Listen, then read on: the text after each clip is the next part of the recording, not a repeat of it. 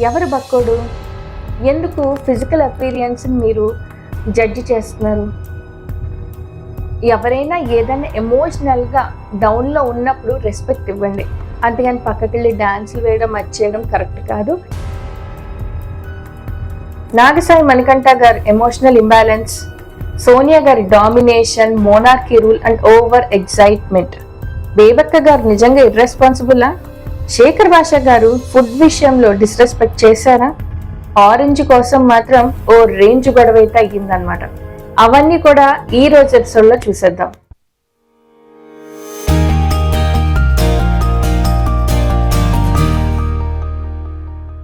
Hi hello, welcome to my channel people pulse with Prasuna.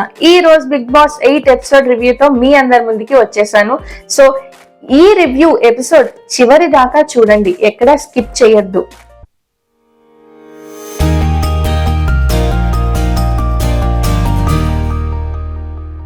Episode అంతా కూడా గొడవలుగానే ఉందన్నమాట. ఎవరు ఎక్కడ తగ్గట్లేదు. ఎపిసోడ్ స్టార్టింగ్ లోనే చూపించారు మణికంఠ గారిని హౌస్ నుంచి బయటికి వెళ్ళటానికి అందరూ ఆయన పేరు చెప్పారని ఆయన చాలా ఫీల్ అయిపోయారు. ఆఫ్ కోర్స్ ఎలిమినేషన్ అనేది బిగ్ బాస్ లో ఒక పార్ట్. ఎవరైనా ఎప్పుడైనా ఎలిమినేట్ అవ్వాల్సిందే. కాకపోతే వచ్చిన రోజు ఎలిమినేట్ అవ్వడం అనేది కొంచెం కష్టతరమే. కానీ ఆయన దాన్ని అది ప్రాంక్ అని తెలిసాక కూడా రిలీఫ్ అవ్వకుండా దానికోసం ఓవర్ గా థింక్ చేసి ఓవర్ గా అందరితో రియాక్ట్ అయ్యారని అయితే అనిపించింది అనమాట. ఆదిత్య ఓం గారితో కొంచెం అమర్యాదగా, అంటే అమర్యాదని నేను చెప్పలేను కానీ ఆయనకి ఆ టైంలో కొంచెం ఎమోషనల్ గా ఇదైపోయారు మణికంఠ గారు. అదే విషయాన్ని నిఖిల్ గారు వచ్చి ఆయన పెద్ద ఆయన కదా, కొంచెం రెస్పెక్ట్ ఇచ్చి మాట్లాడి ఉండాల్సింది అన్నదాన్ని కూడా ఆయన పాజిటివ్ గా తీసుకోలేకపోయారు మణికంఠ గారు. ఇలా ఉంటే మాత్రం హౌస్ లో ఎక్కువ రోజులు కొనసాగడం కొంచెం కష్టమే. అఫ్ కోర్స్ తన లైఫ్ లో చాలా డిఫరెంట్ సిచ్యువేషన్స్ ని ఫేస్ చేశారు, చాలా కోల్పోయారు కూడా. అన్ని చూసాక ఎవరికైనా సటిల్ గా ఎమోషన్స్ ని బ్యాలెన్స్ చేసేది వచ్చేస్తుంది. బట్ ఈయన కొంచెం ఎమోషన్స్ ని బ్యాలెన్స్ చేసే దాంట్లో మాత్రం ఇంకా కొంచెం కష్టపడాల్సి ఉంటుంది. నెక్స్ట్ సోనియా గారి డామినేషన్ అనే చెప్తా అండి. ఎందుకంటే అనవసరమైన వాటికి కూడా ఎక్కువగా రియాక్ట్ అయిపోయారు. ఏదో నేనున్నాను షోలో నన్ను అందరూ చూడాలి అనుకున్నట్టుగా ఆవిడ పర్ఫార్మెన్స్ అయితే ఇవాళ ఉందన్నమాట. లేడీస్ అందరికీ తెలుసు, కుక్కర్ విజిల్ పెట్టిన తర్వాత వెంటనే ఓపెన్ అవ్వదు, ప్రెషర్ బయటికి రావాలి, దానికంటూ ఒక టైం ఉంటది అనమాట. పైగా అంతమందికి కుక్కర్ లో పప్పు పెట్టినప్పుడు ప్రెషర్ రిలీజ్ అవడానికి టైం పడుతుంది కదా. దానికి ఎందుకు ఆవిడ బేబక్క గారిని మీరు వేరే వాళ్ళ ఆకలి అంటే మీకు అంత ఇర్రెస్పాన్సిబులా అని ఎందుకంత ఆవిడ అలా అన్నారో అయితే మాత్రం నాకు అర్థం కాలేదు. సో ఆ మాట అంటే ఎవరన్నా ఫీల్ అవ్వాల్సిందే. ఇవాళ కిచెన్ లో మాత్రం నేను ఎక్కువ విన్న పేరు బేబక్క. మరి ఆవిడ చెప్పినట్టు వినొచ్చు కదా. ప్రతిదీ బేబక్కని అడిగినప్పుడు కుక్కర్ ప్రెషర్ రిలీజ్ అవ్వలేదు, దానికి ఆవిడేం చేస్తుంది? నువ్వు వేరే వాళ్ళ ఆకలంటే అంత ఇర్రెస్పాన్సిబుల్ అని సోనియా గారు అంటల్లో మాత్రం కొంచెం తప్పనే అనిపించింది. అదే మాట ఆవిడ్ని వేరే వాళ్ళు అంటే మాత్రం ఆవిడ రిసీవ్ చేసుకోలేదని నేను ఖచ్చితంగా చెప్తాను. ఎందుకంటే తను మాట అంటది కానీ మాట పడే తత్వం సోనియా గారిలో లేదు. పైగా రెండోసారి ఆవిడే ఎత్తింది కదా, నేనేమన్నా అన్నానా? దానికి ఎందుకు ఆవిడ అంత ఫీల్ అయిపోవడం అని కూడా అన్నారు. సో మాట జారకండి. నెక్స్ట్ ఇంకొకటి ఏంటంటే ఆరెంజ్ కోసం మాత్రం ఒక రేంజ్ గొడవ అయిందండోయ్. శేఖర్ భాష గారు అందరూ కలిసి ఆరెంజ్ తో ఒక క్యాచ్ గేమ్ ఆడుకున్నారు. ఇక్కడ కూడా సోనియా గారు ఫుడ్ అంటే అంత డిస్రెస్పెక్టా అన్నారు. డిస్రెస్పెక్ట్ అంటే నా దృష్టిలో ఏంటంటే వండిన ఫుడ్ ని వేస్ట్ చేసి పడేయడం. ప్రీవియస్ సీజన్స్ లో ఫుడ్ ని చాలా వేస్ట్ చేశారు. ఈవెన్ నాగార్జున గారు కూడా వీకెండ్ ఎపిసోడ్స్ లో మనకి వేస్ట్ చేసిన ఫుడ్ అంతా చూపించారు. అది డిస్రెస్పెక్ట్ అంటే. ఇక్కడ ఒక్క ఆరెంజ్ తీసుకొని జస్ట్ ఒక క్యాచ్ ఆడినందుకు ఆవిడకి డిస్రెస్పెక్టా అది ఇది అని అనేసారు అనమాట. అది వేరే వాళ్ళకి తీసుకెళ్ళి, అదే ఆడిన ఆరెంజ్ వేరే వాళ్ళకి తీసుకెళ్లి పెడితే మాత్రం ఇబ్బంది. కానీ దాన్ని వాళ్ళు గేమ్ ఆడుకున్నారు. సో ఆవిడ చెప్పాల్సింది ఏంటంటే మాత్రం మీరు ఆడిన ఆరెంజ్ ని ఎవరికి షేర్ చెయ్యొద్దు. సో ఎవరికైనా షేర్ చేస్తే ఇబ్బంది పడతారు కదా, కొంచెం క్లీన్ గా ఉండాలని ఆవిడ చెప్పుంటే సరిపోయేది. పైగా అందులో కూడా మణికంఠ రేస్ చేసాడు ఈ పాయింట్, అందుకే నేను చెప్పాను అని అంది. వేరే వాళ్ళు చెప్తే ఈవిడ మాట్లాడుతుందా? ఈవిడకంటూ ఓన్ ఒపీనియన్ లేదా? సోనియా గారు గేమ్ జాగ్రత్తగా ఆడండి. వేరే వాళ్ళ పైకి మాటలు వదిలేయడం ఈజీయే, కానీ మీ మీదకి వస్తే మాత్రం అది తీసుకోవడం ఎలా ఉంటుందో మేము రాబోయే ఎపిసోడ్స్ లో ఖచ్చితంగా చూస్తాం అన్నమాట.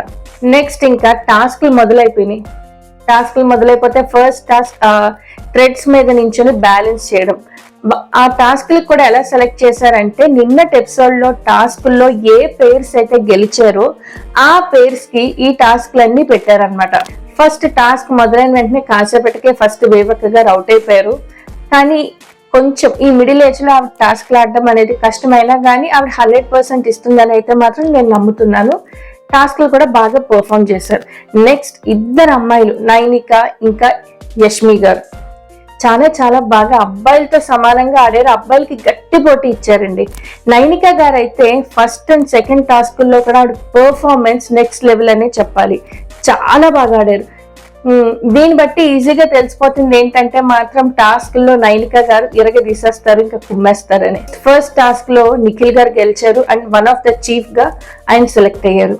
సెకండ్ టాస్క్ పెట్టారు, ఆ కోన్స్ ని ఒక ఎండ్ నుంచి ఇంకో ఎండ్కి తీసుకోవాలి అండ్ 2 లెగ్స్ మధ్యలో పెట్టి జంప్ చేస్తూ వెళ్ళి వేరే ఎండ్కి చేర్చాలి అని. అందులో నైనిక గారు అల్టిమేట్ గా ఆడేసారు. ఇందాక చెప్పినట్టు టాప్ లెవెల్లో ఆడారు ఆవిడ గేమ్. యష్మిక గారు పర్ఫార్మెన్స్ అంత డల్ అయిందనే చెప్పాలి. ఆవిడ ట్రై కూడా చేయలేదు. ట్రై చేసింది కూడా మేబీ ఆవిడ కాస్ట్యూమ్ వల్ల ఇబ్బంది పడిందో ఏమో అయితే తెలియదు, కానీ యష్మిక గారు అనుకున్నంత టఫ్ కాంపిటీషన్ అయితే ఇవ్వలేదు. అంత సీరియస్ గా కూడా గేమ్ ని తీసుకోలేదు. బేబక్క గారు టాస్క్ అయితే ఆడారు కానీ అనుకున్నంత స్థాయిలో ఆడలేకపోయారు. But we have to appreciate her efforts. ఎందుకంటే టాస్క్ లో చాలా వరకు ప్రయత్నించారు ఆవిడ. అట్లీస్ట్ ఒక్క కోనైనా ఈ ఎండ్కి పెట్టగలిగారు. నెక్స్ట్ థర్డ్ టాస్క్ వచ్చినప్పటికీ ఈ ఇద్దరు చీఫ్స్ ఎవరైతే ఉన్నారో నిఖిల్ గారు ఇంకా నైనిక గారు, వీళ్ళిద్దరూ మిగిలిన గేమ్ ఆడి ఓడిపోయిన వాళ్ళు. అంటే శేఖర్ గారు, వేబక్క గారు, యష్మిక గారు అండ్ అఫ్రిది గారు, వీళ్ళ నలుగురిలో ఒకళ్ళని ఇంకొక చీఫ్ గా సెలెక్ట్ చేసుకోవాలి అని చెప్పారనమాట. వీళ్ళిద్దరూ ఒకే ఒపీనియన్ తో ఉండి వేరొకరిని ఇంకొక చీఫ్ గా అంటే థర్డ్ చీఫ్ గా సెలెక్ట్ చేయాలి అని చెప్పారు. వీళ్ళిద్దరూ కలిసి కూడా లాస్ట్ లో యష్మిక గారిని చీఫ్ గా సెలెక్ట్ చేశారు. అండ్ చీఫ్ గా సెలెక్ట్ చేసినప్పుడు వాళ్ళు చెప్పిన పాయింట్స్ ఏంటంటే మాత్రం అఫ్రిది గారిని ఎందుకు సెలెక్ట్ చేయలేదంటే రెస్పాన్సిబుల్ గా లేరు అని. నేను 24/7 చూశాను. అందులో నిజంగా చెప్పాలంటే అఫ్రిది గారే అందరితో మింగిల్ అయ్యారు, అందరితో కొంచెం మాట్లాడారు. నెక్స్ట్ బేబక్క గారు, ఆవిడ విధానం నచ్చింది. అంటే తీసుకున్న విధానం, ఆవిడని సెలెక్ట్ చేయలేదు కానీ ఆవిడ ఫీల్ అవ్వలేదు. కొంచెం నిదానంగా తీసుకొని దాన్ని యాక్సెప్ట్ చేశారు. ఈవెన్ నా ఒపీనియన్ ప్రకారం బేబక్క గారిని సెలెక్ట్ చేసి ఉంటే చీఫ్ గా చాలా బాగుండేది. నెక్స్ట్ శేఖర్ భాష గారు, అంటే ఆయన ఎందుకు వద్దన్నారు అని అంటే మాత్రం there is no balance in his emotions అంట. చాలా హైపర్ గా ఉంటున్నారు, ఒకసారి కోపం రాకుండా సో ఇలా ఉంటున్నారు, మీ ఎమోషన్స్ బ్యాలెన్స్ గా లేవు, అందుకోసం మేము మిమ్మల్ని సెలెక్ట్ చేయట్లేదు అని అన్నారు. మరి 24/7 చూసిన వాళ్ళకి అర్థమవుద్ది యష్మిక గారు ఏ మాత్రం రెస్పాన్సిబుల్ గా ఉన్నారు, ఏ మాత్రం ప్రతి వర్క్ లో ఇనిషియేషన్ తీసుకున్నారు అనేది చూసే వాళ్ళకి అర్థమవుద్ది. ఇక్కడైతే సోనియా గారు పాయింట్ రైజ్ చేశారు కానీ అఫ్ కోర్స్ వాళ్ళ ఒపీనియన్ చెప్పొచ్చు, కానీ డెసిషన్ మేకింగ్ ఇక్కడ ఇద్దరు చీఫ్స్ కే ఇచ్చారనమాట, నిఖిల్ గారు, నైనిక గారు. సో వాళ్ళ ఒపీనియన్ ఫైనల్ అవుతుంది. విష్ణుప్రియ గారు చెప్పినట్టు మనకి ఛాన్స్ వస్తుంది, అక్కడికి వెళ్ళినప్పుడు అప్పుడు మాట్లాడాలి కానీ ఇప్పుడు మనం మాట్లాడకూడదు. సో ఈ జరుగుతున్న క్రమంలో యష్మిక గారు ఎక్కువగా రియాక్ట్ అయ్యారు. డిస్కషన్ జరుగుతుంది మాత్రం సోనియా గారికి ఇంకా నిఖిల్ గారికి. వీళ్ళిద్దరిని మాట్లాడుకోకుండా యష్మిక గారు కొంచెం ఓవర్ గా రియాక్ట్ అయ్యారు. సో ఫైనల్ గా అయితే ముగ్గురు చీఫ్స్ సెలెక్ట్ అయిపోయారండి. ఫస్ట్ చీఫ్ నిఖిల్ గారు, సెకండ్ చీఫ్ నైనిక గారు అండ్ థర్డ్ చీఫ్ యష్మిక గారు. ఇలా గందరగోళాలు, మిక్స్డ్ ఆఫ్ ఒపీనియన్స్, గొడవల మధ్యలో ఈ రోజు ఎపిసోడ్ అయితే జరిగిపోయింది. నా వరకు ఈ రోజు episode up to the mark అయితే లేదు. ఎస్, సోనియా గారు ఎంతసేపు కూడా ఆవిడ స్క్రీన్ ప్రెజెన్స్, ప్రతి ఒక్కరిని డామినేట్ చెయ్యాలి అని అనుకునే తీరు నాకు నచ్చలేదు. ఇంకా మణికంఠ గారి ఎమోషనల్ ఇంబ్యాలెన్స్, ఆయనదే కష్టం వేరే వాళ్ళది కష్టం కాదు అన్నట్టుగా ఉంది ఆయన తీరు. ఇలా అయితే కొద్ది రోజులు చూసేటప్పటికి ఏమనిపిస్తుంది అంటే కొంచెం చిరాకైతే తెప్పిస్తుంది ఆయన విధానం కూడా. ఆఫ్ కోర్స్ తను చాలా టఫ్ సిచ్యువేషన్స్ ఫేస్ చేశారు కానీ ఓవర్కమ్ అవ్వాలి.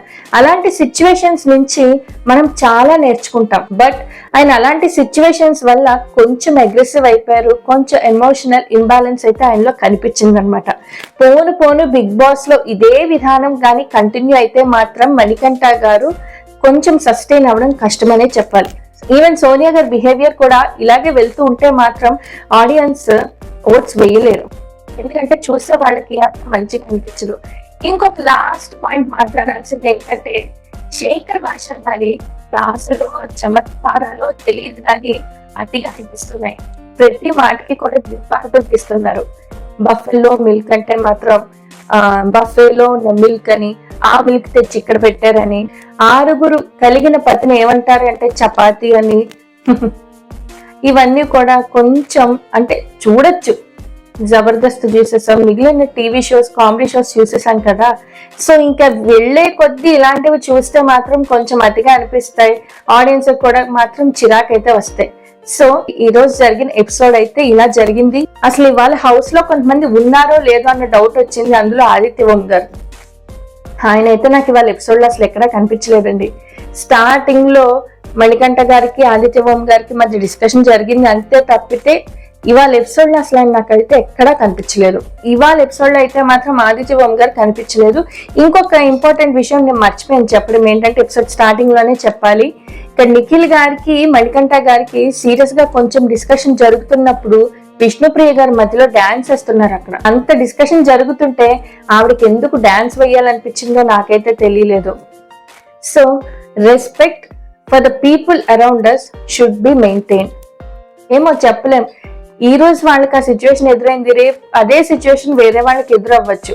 ఇదే సిచ్యువేషన్ వాళ్ళకి ఎదురైతే మాత్రం వాళ్ళు యాక్సెప్ట్ చేస్తారో లేదో కూడా తెలీదు. ఎవరైనా ఏదైనా ఎమోషనల్ గా డౌన్ లో ఉన్నప్పుడు రెస్పెక్ట్ ఇవ్వండి, అంతేగాని పక్కకెళ్ళి డాన్సులు వేయడం వచ్చేయడం కరెక్ట్ కాదు. ఇంకొకటి, శేఖర్ భాష గారు ఆదిత్య ఓం గారితో అన్నారు మన బక్కోడు ఏంటి అని. ఎవరు బక్కోడు? ఎందుకు ఫిజికల్ అపీరియన్స్ మీరు జడ్జి చేస్తున్నారు? బక్కోడు అనేది నాకైతే కరెక్ట్ అనిపించలేదు. ఈవెన్ అలా మాట్లాడకూడదు కూడా. ఎవరి పర్సనాలిటీ వాళ్ళది, ఎవరి ఫిజికల్ అపీరియన్స్ వాళ్ళది. మనం ఆయన హెయిర్ గురించో వేరే దాని గురించో కమెంట్ చేస్తే ఆయన తీసుకోగలరా? తీసుకోలేరు. సో వేరే వాళ్ళ పర్సనాలిటీ గురించి మనం కమెంట్ చేయకూడదు. ఈవెన్ ఆయన చేసింది తప్పు, బక్కోడు అంటాం కూడా చాలా తప్పు. సో ఇవాళ ఎపిసోడ్ అయితే ఇలా జరిగిపోయిందండి. Mixed of opinions, mixed of emotions, గొడవలు, గందరగోళాలు. సో ఇలా జరిగింది. ఇంకా రేపటి ఎపిసోడ్ ఎలా జరుగుతుందో మాత్రం చూడాల్సిందే. నా ఛానల్ ఇప్పటి వరకు సబ్స్క్రైబ్ చేయని వాళ్ళు ఉంటే తప్పకుండా సబ్స్క్రైబ్ చేయండి అండ్ బెల్ బటన్ ని ప్రెస్ చేయడం మాత్రం మర్చిపోకండి. రేపటి రివ్యూతో మీ ముందుకు వచ్చేస్తాను. Thank you.